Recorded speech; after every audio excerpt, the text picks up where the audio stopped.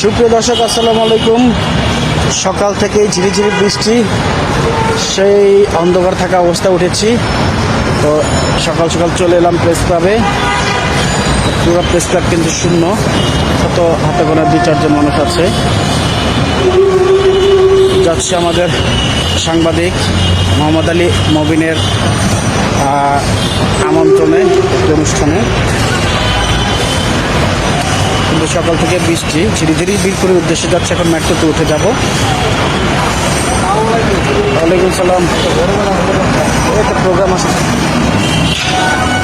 আসলাম লিফটে করে মেট্রো উঠবো। দেখিয়ে দিচ্ছি, হচ্ছে আমাদের জাতীয় প্রেস ক্লাব।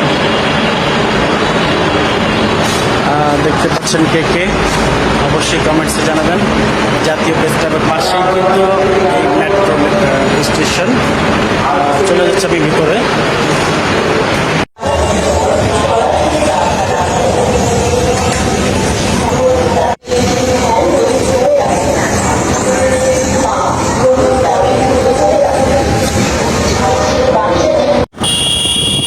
সাংবাদিক হয়ে উল্টা রাস্তা যেতেছে, কেমনটা লাগে? এই যে সাংবাদিক উল্টা এখন মাত্র সিধাই, এটা তো ঠিক হইল না।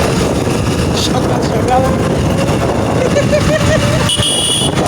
আচ্ছা, প্রোগ্রামটা কি সেটা বললি?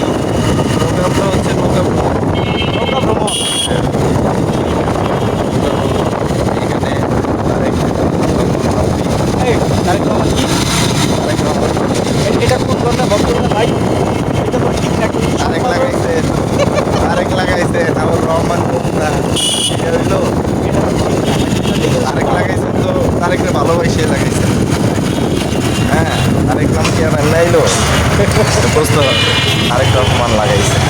5 মনে 7 দিনের পরে আমার দেওয়ার থেকে। যাই হোক, এই রাজীব ভাই, সকালবেলা আমরা সকালে আমি তো উঠছি সেই অন্ধকার থাকা অবস্থায়, আর ঘুমাইনি, বেরোয় গেলাম আজকে সকাল সকাল। মিরপুর থেকে চলে যাচ্ছি কই? বেরিবাদে যাচ্ছি। চলে আসলাম, রাস্তাটা কিন্তু ফাঁকা ফাঁকা। আসলে সকালবেলা রাস্তা কিন্তু এরকম ফাঁকাই থাকে। সারাদিন যদি এরকম ফাঁকা থাকতো কথাই নাই।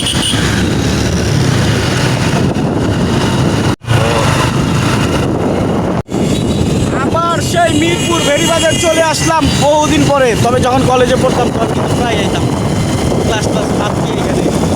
তাই এরকম ছিল না। বহু বছর পূর্বে এখানে ঈদের মধ্যে আসছিলাম, সেটা মনে আছে। আজকে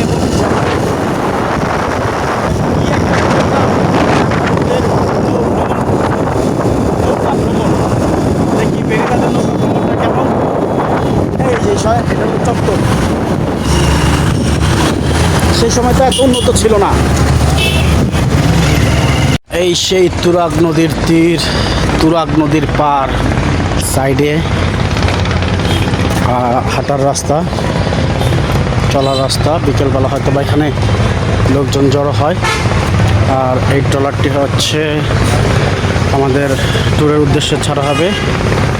ছোটোখাটো একটা ট্রাভেল বললেই চলে।